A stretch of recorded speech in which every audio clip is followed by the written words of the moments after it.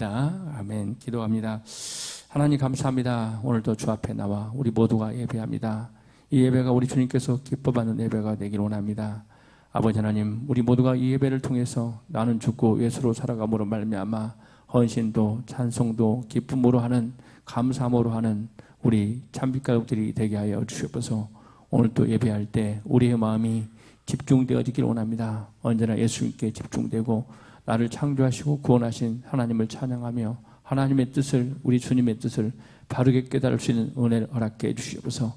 오늘도 성령의 바람이, 성령의 능력이 우리 모두에게 임하는 복된 시간이 되길 원합니다.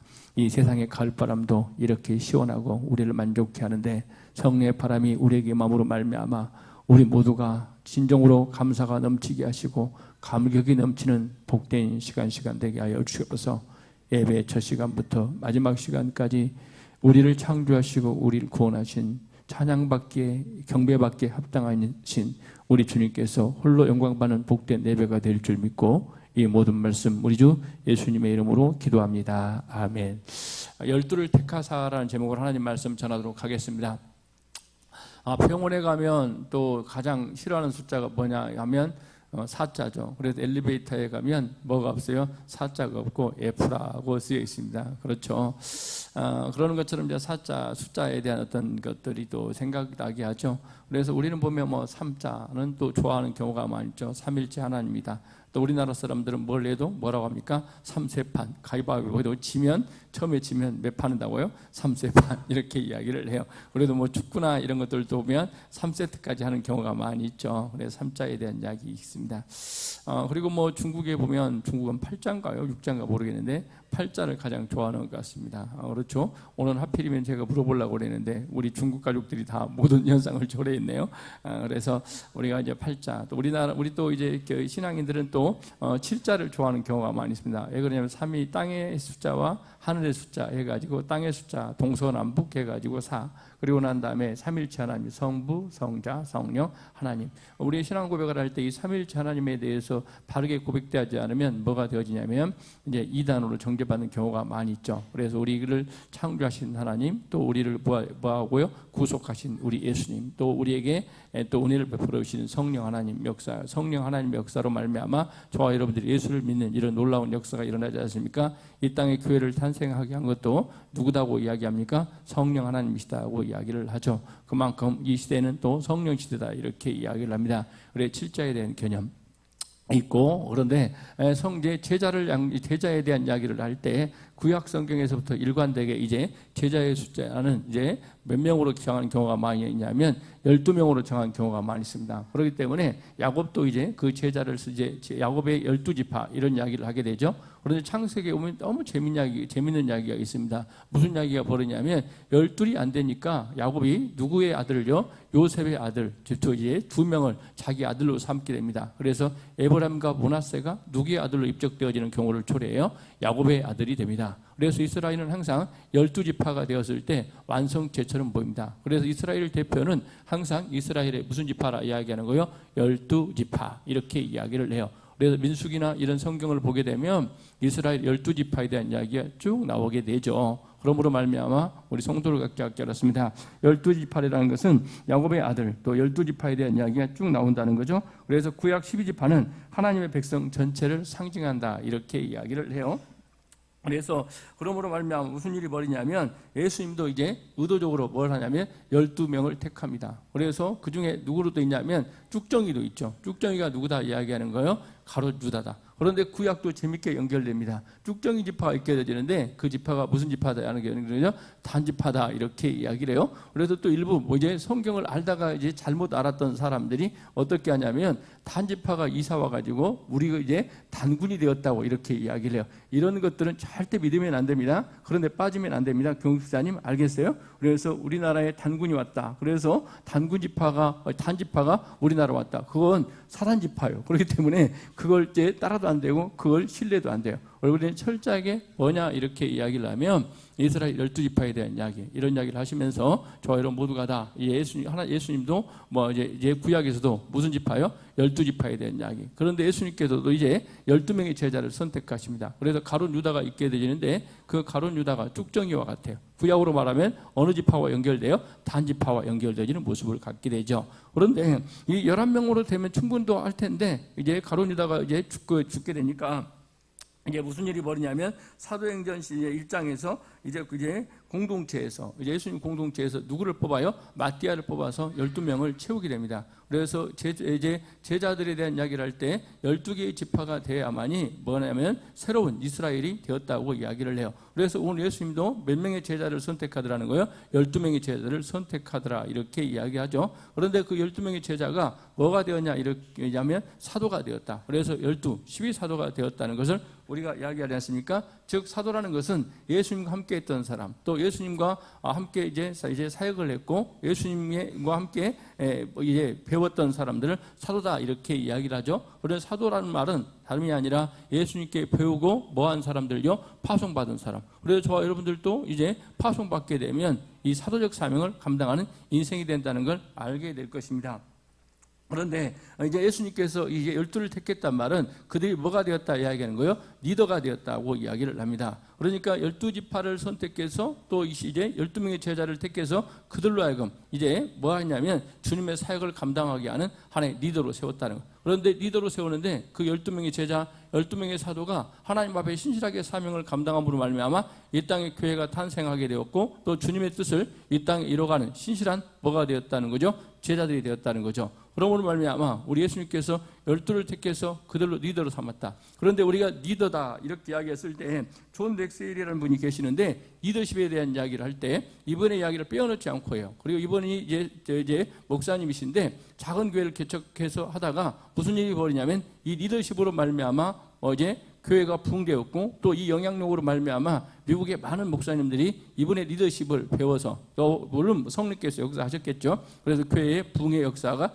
이루어졌고 이분의 리더십을 통해서 많은 걸 배우게 됐고 깨닫게 됐어요. 그래서 한국 교회 목사님들도 이 책은 거의 다 읽어보셨고 또 이제 어떤 공동체에서 리더십에 대한 이야기를 할 때 이분의 이야기를 빼어놓지 않고 이제 참조하게 되어지는데 그런데 리더라는 건 뭐냐 이렇게 이야기했어요. 직이나 타이틀이 아니라 다른 사람에게 영역에 미치는 영향력이다 이렇게 이야기를 합니다. 리더십이란 다른 게 아니라 다른 사람에게 미치는 영향력이다. 여러분 보십시오. 우리나라에도 보면 어떤 위치에 있다 해서 그분이 좋은 영향력을 미치지 않고 오히려 공동체를 또 한 국가를 어려움과 난관에 빠뜨린 경우가 많이 있지 않습니까? 그래서 우리가 이런 이야기 들어봤죠. 원군이 이제 이끄는 수군과 누가 이끄는 수군이요? 이순신이 이끄는 수군은 이제 하늘과 땅 차이다. 원군이 이끄는 수군은 패하는데 왜냐하면 적합한 수군이 되었고 이순신 같은 경우에는 뭐하더라는 거예요? 12척의 배를 거느리고도 뭐하더라? 승리하더라 이렇게 이야기하는 거죠. 그리고 그분은 어떤 일이 벌어지냐면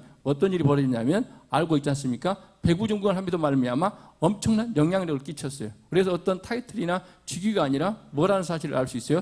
영향력이라는 사실을 우리 역사를 통해서 또 우리 공동체를 통해서 또 이제 사회 현상을 통해서 알 수가 있어요. 여러분 각각 그렇습니다. 우리가 목사가 되었다 해서 또 장로가 되었다 해서 권사가 되었다 해서 이제 영향력을 끼치지 못하게 되면 리더십이 뭡니까? 없는 사람이 돼요. 오히려 이런 이야기를 하는 경우를 봤죠. 오히려 보면 군대에서 가끔 웃자고 하는 이야기이기도 하지만 실적으로 의미가 있는 이야기예요. 뭐냐면 어리석은 이제 리더 그리고 어제 멍청한 리더는 거칠게 이야기하면 적군보다 못하다 이렇게 이야기를 해요. 적군은 우리가 대항할 수 싸울 수가 있지만 그러나 어리석은 리더 멍청한 리더를 만나게 되면 공동체가 무너지고 나라가 폭망하는 경우도 발생해요. 우리나라도 그런 위기적 상황이 많이 초래되지 않았습니까? 누구라고는 할 수 없지만 어떤 리더를 선택하느냐에 따라서 국가의 운명, 공동체의 운명이 좌우되어지는 경우를 볼 수 있어요. 그런데 그걸 보면 무슨 일이 벌이냐면 그 리더를 뽑은 국민들이 더 어리석은 것 같기도 해요. 제가 보면 왜 그런 사람을 선택할까 이런 생각을 하게 되는 거예요. 그래서 그 사람이 문제가 아니라 알고 보면 국민들의 지적 순위 이제 거기밖에 안 되는 것 같다는 생각을 하게 돼요.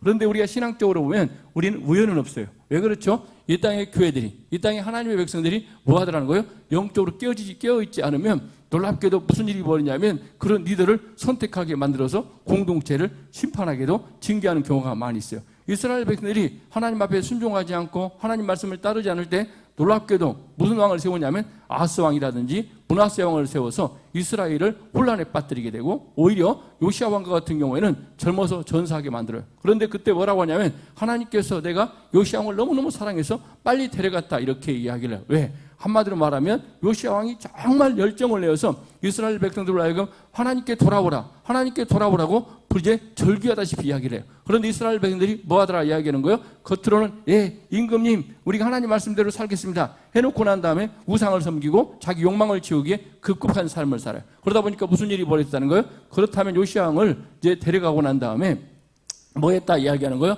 악한 왕들을 세워서 바벨론이나 아수르에서 심판을 받게 만드는 거예요. 그런 것처럼 이 땅의 교회가 정말 깨어있지 않으면 하나님의 심판의 도구로 어리석은 리더를 세우게 되는 거예요. 그러나 리더라는 것은 하나님께서 기뻐하는 리더라는 것은 오늘 성경을 통해서 이야기하고 있는데 어떤 리더가 이제 중요한가에 대해서 이야기하는데 그래서 우리 예수님은 리더를 뽑을 때 얼마나 중요했기에 그분은 전능하신 분임에도 불구하고 이제 기도하시고 뽑았고 또 이제 밤새도록 기도하시고 뽑았고 새벽까지 기도하시고 난 다음에 12명의 뭐하더라? 제자를 선택한 사도를 선택한 모습을 갖게 됩니다. 그렇다면 우리 예수님께서 쓰시기 합당한 일꾼 오늘도 새벽 말씀도 하시던데 이제 어떤 일꾼을 뽑아야 되나 이걸 해요. 저도 깜짝 놀랐어요. 오늘 제가 준비했던 설교도 하나님께서 뭐합니까? 선택한 일꾼이 뭔가에 대해서 이야기를 하고 있는데 동일한 말씀을 하고 있더라고요.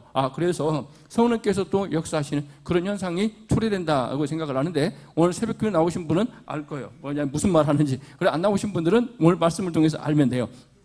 그렇다면 보면 하나님께서 선택한 일꾼의 기준이 뭔가? 첫째는 뭐냐면 하나님의 마음에 합한 사람이다 이렇게 이야기를 합니다. 그렇죠. 저와 여러분들 하나님께서 합한 일꾼이 되어야 되는데 이 하나님께서 합한 일꾼을 세우기 위해서는 우리가 뭐 해야 되겠어요? 그냥 생각해야 되겠어요? 하나님 말씀을 묵상하는 것도 제일 중요합니다. 그러나 더 중요한 것은 우리가 뭐 해야 되는 거예요? 기도하라 이렇게 이야기하는 거예요. 어떤 일을 결정할 때 뭘 선택할 때 우리는 뭐하고 하라 이야기하는 거예요? 기도하고. 여러분 또 신앙심이 약한 사람 아직 교회에 다니지 오래 되지 않은 사람들은 화살 기도라도 해야 돼요. 화살 기도라는 게 뭐냐고 이야기를 하면 순간적으로 기도해야 돼요. 하나님 내가 어떤 결정을 할 것인가 어떤 선택을 할 것인가 기도해야 된단 말입니다. 그렇죠. 우리 연하도 미래를 선택할 때 항상 기도해야 돼. 그래서 뭐냐면 기도하고 선택하는 게 복된 것이다. 그런데 특별히 중요한 결정 제자를 선택하는 문제를 놓고 우리 예수님 뭐하더라? 밤새 기도하더라. 6장 12절과 13절을 보니까 이때 예수께서 기도하시러 산으로 가사 밤이 새도록 하나님께 기도하시고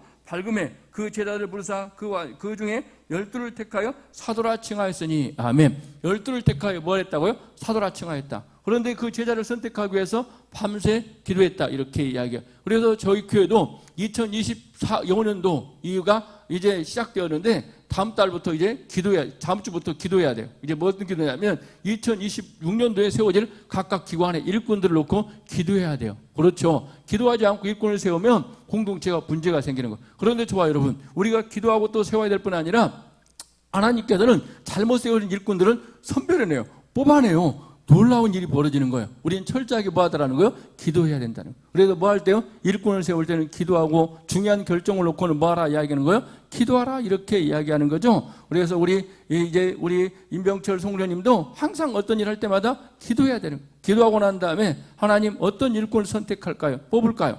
만남의 어떤 축복도 다 뭘 통해서 이루어진다는 사실이요? 기도를 통해서 이루어진다는 사실이에요. 그래서 인간적인 욕망으로 만나게 되면 다 무너져요. 그리고 또 사기꾼에게 당하는 꼴이 많이 생겨요. 그렇죠. 그러므로 말하면 철저하게 가오나 뭐 하라고요? 기도하라 이렇게 남자친구 만날 때 배우자 만날 때도 막 찍어서 만나지 말고 그냥 외모 지상주의에 빠지지 말고 뭐 하라는 거예요? 기도해서요. 이런 엄청난 걸 놓치고 난 다음에 다 좋습니다.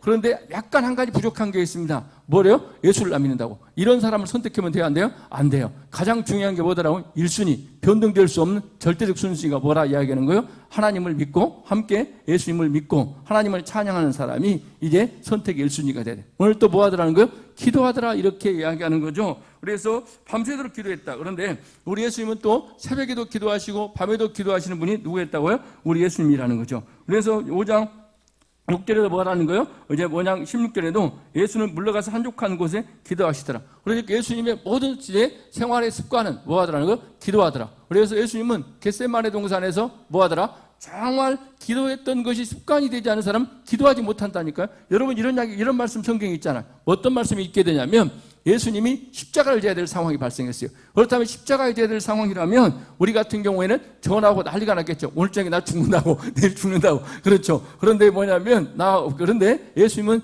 습관에 쫓아 뭐 하더라? 기도하시더라. 그리고 다니엘 같은 경우에도 뭐 하더라 이야기하냐면 내일 어디 굴에 들어가기로 예정되어 있죠? 사자굴에 들어가기로 예정되어 있어요. 그런데 다니엘이 뭐 하더라 이야기하는 거예요? 습관대로 뭐 하더라? 기도하더라 이렇게 이야기하는 거죠. 여러분의 습관이 기도의 습관이 되어지길 바라고 항상 여러분의 마음이 어떤 모습이 되겠냐면 이제 하나님의 마음에 합한 자가 돼. 그래서 하나님께서는 사울왕이 하나님의 마음에 합당하지 않았어요. 그래서 사울왕은 왜 합당하지 않았냐면 하나님의 말씀에 거역하는 거야. 그래서 그 왕을 세워놨는데 뭐 하더라 이야기하는 거예요? 자기 욕망을 충족하기 위해서. 자기 자아가 너무너무 살아있다는 거예요. 그래서 하나님께서 말씀했어요. 그 모든 것들 다 진멸하라. 이렇게 이야기했더니 막 숨겨놓고 또 하나님의 뜻대로 살아가지 않았어요. 그래서 하나님께서는 누구를 버렸다 이야기하는 거예요? 사울왕을 버렸어요. 그런데 놀랍게도 누가복음과 똑같은 저자가 있는데 그게 누구죠? 사도행전이에요. 사도행전에 보면 오늘 새벽 말씀도 이러던데 사도행전 13장 12절에 22절에 보니까 내가 이제 이세 아들 다윗을 만나니 내 마음에 합한 사람이라 내 뜻을 다 이루리라 하시니 아멘. 다윗은 뭐 하더라는 거예요? 하나님의 마음에 합한 자다. 왜 하나님의 마음에 합한 자일까요? 다윗은 마음은 철저하게 하나님의 주권을 인정하는 삶이었어요. 그리고 하나님 말씀에 순종하는 삶을 살았던 게 누구다고요? 다윗이었어요. 그리고 난 다음에 다윗은 하나님을 찬양하기에 전심전력을 했어요. 그리고 이제 법궤를 또 언약궤를 사랑했던 사람이 누구라고요? 다윗이었다. 이렇게 이야기 안 했습니까? 왜? 다윗은 또 하나님 앞에 찬양할 때 어떤 찬양을 했냐면 찬양하다가 막 먹고 막 장난하고 막 이런 사람이 아니었어요. 다윗은 뭐 하더라 이야기하는 거예요? 전심을 다하여 찬양했는데 어떤 일이 벌어졌냐면 옷이 벗겨질지도 모르고 언약궤가 들어올 때 찬양했어요. 그렇죠? 우리 성도를 각자 알았습니다. 우리가 예배할 때 찬양할 때는 뭐에 집중하길 바라요? 하나님께 집중한 은혜가 있길 바라요. 저와 여러분 이렇습니다. 예배 시간은 누구의 말씀을 듣고 있는 시간이에요? 하나님의 말씀을 듣고 있는 시간이에요. 저도 개인적으로 그렇습니다. 어떤 거냐면 우리가 예배하기 전에 또 우리가 이제 하나님 앞에 어떤 일을 행하기 전엔 항상 무릎 꿇고 그래서 우리 이 땅의 교회들이 우리나라의 믿음의 선배들은 뭐였냐면 이런 장의자 노는 걸 너무 싫어했어요. 왜 싫어했냐면 우리가 무릎 꿇고 기도하지 않고 하나님 앞에 어떻게 예배하냐고 난리가 났어요. 그렇죠? 그런데 지금은 너무 편하다 보니까 너무 은혜롭다 보니까 그냥 예배하다가 자다가 예배하다가 어떤 일이 벌어지냐면 이제 떠들다가 이렇게 예배하는데 이랬을 때는 하나님께서 거의 기뻐하지 않아. 그러면 어떤 것처럼 다윗처럼 우리가 찬양할 때나 그리고 하나님의 주권을 인정하고 순종하고 이런 모습으로 살아갈 때 누가 기뻐하시더라 이야기하는 거예요? 하나님께서 기뻐하시더라. 저와 여러분 모두가 다 다윗과 같이 하나님의 마음에 합한 일꾼이 되어지는 은혜가 있기를 주의 이름으로 간절히 소망합니다. 아멘. 그렇습니다. 그래서 하나님의 뜻을 우리가 분별할 줄 알아야 되는데 이제 녹마서 12장 2절에 보니까 너희는 이 세대를 본받지 말고 오직 마음을 새롭게 함으로 변화를 받아 하나님의 선하시고 기뻐하시고 온전한 뜻이 무엇인지를 분별하도록 하라. 우리가 그렇죠. 하나님께서 세운 일꾼인데 누구의 마음에 합해야 될 뿐 아니라 하나님의 마음에 합해야 될 뿐 아니라 그분의 뜻을 분별해야 돼. 여러분 대통령도 그렇지 않습니까? 대통령을 장관시켜놨어요. 그런데 장관이 이제 대통령 뜻도 모르고 자기 맘대로 하고 있어요. 이러면 그 장관 당장 뭐 하게 되는 거죠? 잘려요. 그러는 것처럼 저와 여러분들도 누구의 뜻을 분별할 줄 알아야 돼요? 하나님의 뜻을 분별할 줄 알아야 돼. 너희들은 이 세대를 본받지 말라. 이 세대는 패역한 시대단 말이야. 이 시대에는 예배도 드리지 말고 또 하나님의 주권을 인정하지도 말고 그리고 난 다음에 하나님의 말씀도 믿지도 말고 인간의 이성을 절대시하라. 인간의 생각대로 살라. 이렇게 이야기하는 거예요. 그러나 저와 여러분, 우리 하나님께서는 이제 어떤 모습으로 살아가라고 이야기하냐면 어떤 모습으로 살아가냐면 이제 마태복음이 아니라 좀 빨리 나간다면 빌립보서 2장 5절에 보십시오. 너희 마음에 이 마음을 품으라 곧 예수님의 마음이니라. 아멘. 저와 여러분, 우리가 누구의 마음을 품길 바라요? 예수의 마음을 품어야 돼. 저와 우리 성도들 각자 예수의 마음을 품어야 돼. 예수의 마음은 어떤 마음이요? 자비로운 마음, 궁일의 마음. 여러분의 마음에 악한 것들이 막 자라면 다 제거해야 돼. 오늘 말씀을 통해서 인간의 자라는 게 뭐죠? 욕망, 탐심, 그리고 누군가를 해롭게 하려고 자기 욕망을 취해서 하는 것. 이런 것들 다 오늘 또 한 주간 사기치려고 했던 것 다 어떻게 해요? 뽑아지기 바라요. 여러분 보시오. 여러분 마음밭이 좋아야 된다니까요. 마음에 선한 걸 심어야 돼요. 그 선한 게 바로 뭐예요? 하나님의 말씀이야. 그래서 똑같은 밭인데 무슨 일이 벌이냐면 밭인데 뭐냐면 옥토밭이 있고 옥토밭이 아닌 게 있어요. 그런데 우리 교회 보면 밭이 3개 있다 이야기하면 여러분들이 비웃을 거야. 우리 참빛교회 농장 이 3개 있어요. 그런데 보면 어떤 데는 뭐냐면 똑같이 배추를 제가 심어놨는데 배추가 어떤 데는 잘 자라.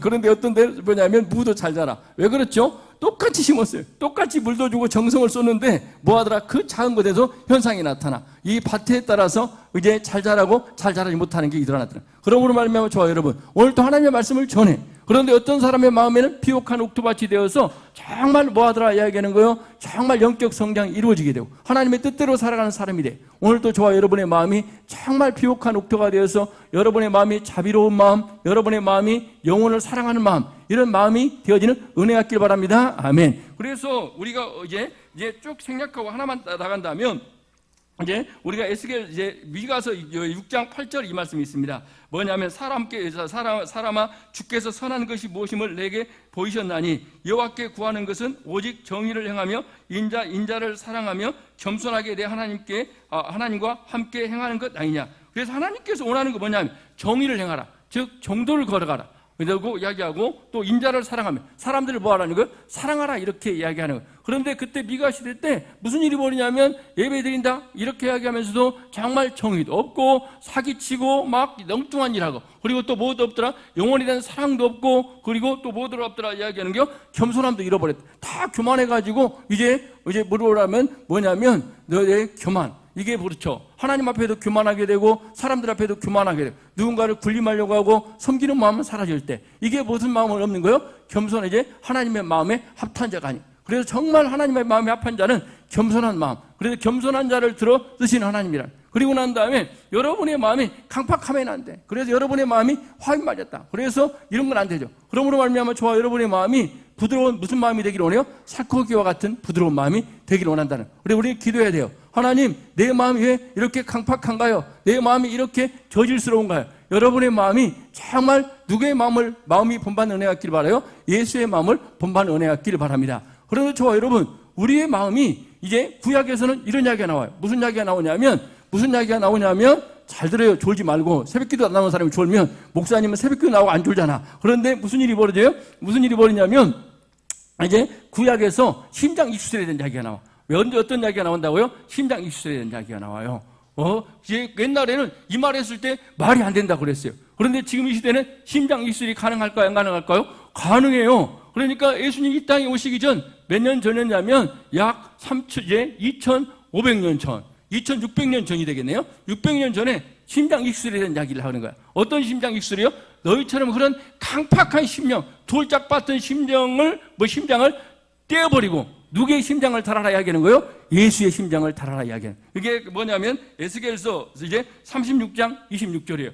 또 내 새 영을 너희 속에 두고 새 마음을 너에게 주되 너희 육신의 굳은 마음을 제하고 부드러운 마음을 줄 것이며. 아멘. 성령께서 역사하시면 무슨 일이 벌이냐면 여기 굳은 마음이라고 했을 때 돌 같은 마음, 그러니까 이 마음을 떼어내고 심장을 떼어내고 어떤 마음이요?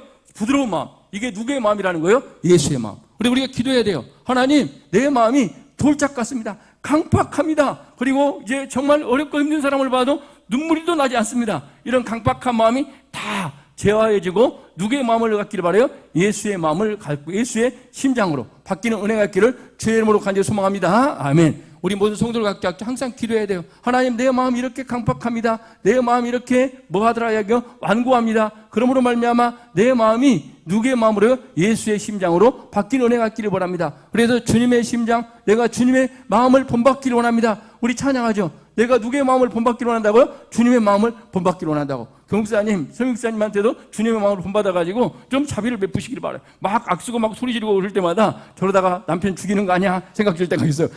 정말 부드러운 마음을 갖는 은혜가 있는 하나님의 귀한 백성이 되기를 주의 이름으로 간절히 소망합니다. 아멘. 그리고 두 번째는 뭐냐 이렇게 이야기를 하면, 우리가 세상으로 보냄받는다 이야기하는데 우리가 쉽게 이야기하겠습니다. 우리나라는 논산훈련소가 있죠. 우리 이제 군대 가죠.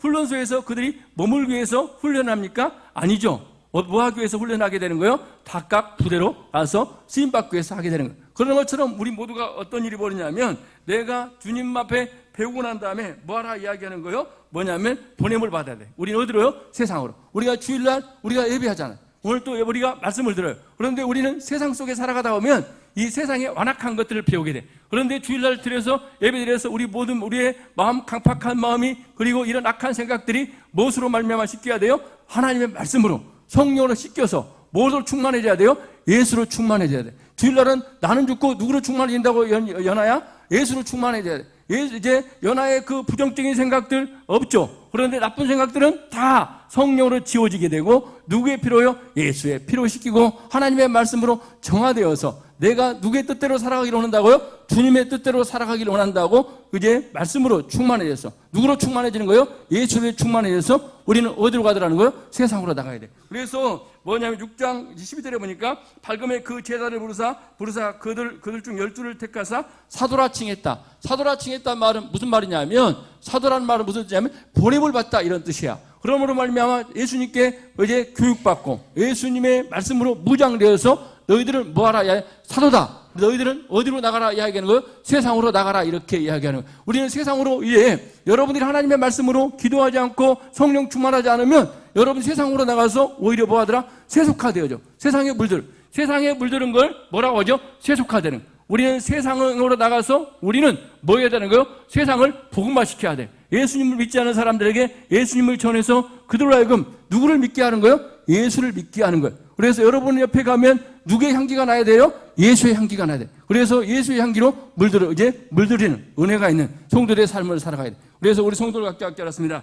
하나님 오늘도 우리 모두가 보냄을 받기를 원하는데 우리 사도의 정체성에 대해서 이야기하는데 우리가 너무나 잘 아는 말씀이 있죠. 마태복음 28장 19절과 20절을 보니까 그러므로 너희는 가서 모든 민족으로 제자를 삼아 아버지와 아들과 성령의 이름으로 세례를 베풀고 내가 너희에게 분부한 모든 것을 가르쳐 지키게 하라. 볼지어다 내가 세상 끝날까지 너희와 항상 함께 있으리라. 아멘. 저와 여러분 모두가 다 세상으로 보냄받아서 세상을 누구의 마음으로요? 예수의 마음으로 어떤 물들고 변화시키는 쓰임받는 은혜가 있길 바랍니다. 저와 여러분 제가 이렇게 이야기하잖아요. 제가 끊임없이 이야기하는 건 뭐냐면 저는 옛날에 성경만 봐야 되는 것처럼 생각을 했는데 이제 시간이 흐르다 보니까 교회사 공부를 하다 보니까 우리나라 교회사에 너무나 은혜로운 분들이 많이 언더우드가 26살에 이 땅에 와가지고 뭐였냐면 복음을 전했어요. 그분이 그 당시에 지금으로부터 140년 전에 이 땅에 와서 대학 나와서 뭐였다 이야기하는 거예요? 자기의 생명을 드렸다. 그리고 난 다음에 27살에 온 헤론이라는 의사 선생님은 무슨 일이 벌어졌냐면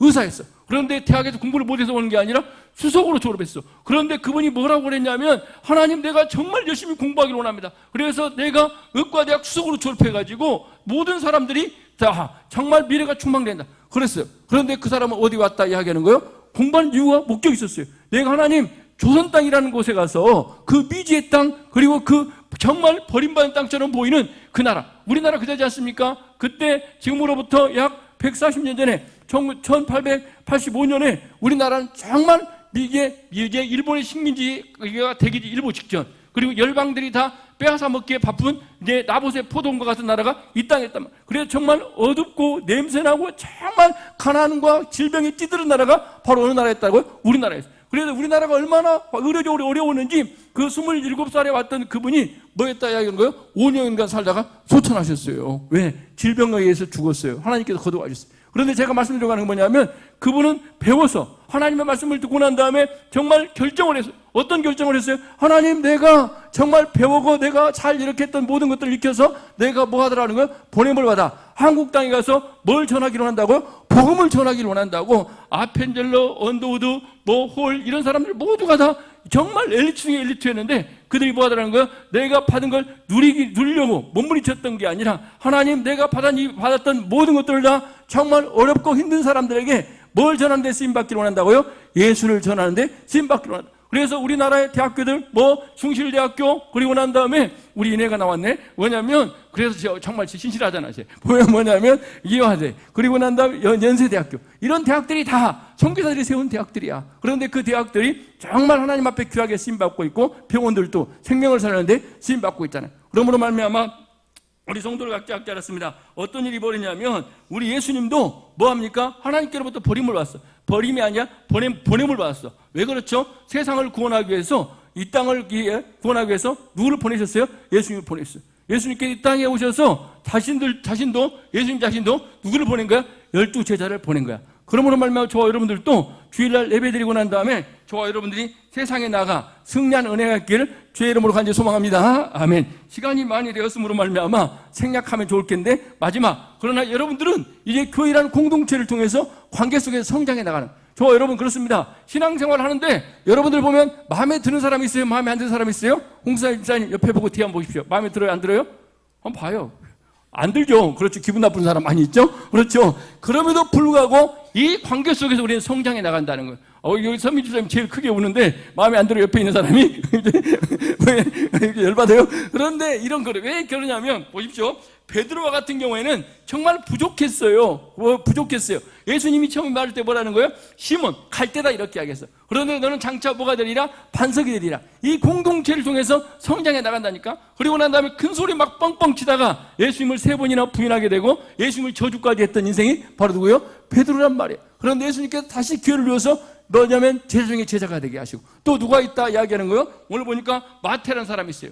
마태라는 사람이 있게 되는데 이 마태는 세리예요. 노마의 앞잡이 한마디로 말. 그런데 난 다음에 뭐냐면 또 한 사람이 있는데 뭐냐면 시몬이라는 사람이 있어요. 그런데 이 사람은 뭐냐 이렇게 이야기하면 뭐냐면 헤롯 땅에 우리로 말하는 독립운동가야. 그러니까 독립운동가가 일본에 우리로 말하는 앞잡이가 뭐 있다는 거예요? 제자 그룹에 있다는 거예요. 그런데 이들이 어디에서요? 공동체 내에서 성장해 나가더라. 그러므로 말하면 공동체라는 게 내 마음에 드는 사람이 없다니까. 오히려 예수님께서도 세리도 모아놓고 베드로도 모아놓고 여러 사람을 모아서 뭘 통해 성장해 나가더라는 거, 공동체, 역동적인 공동체 속에서 성장해 나가더라. 그래서 교회는 누가 오는 거라 이야기하는 거예요?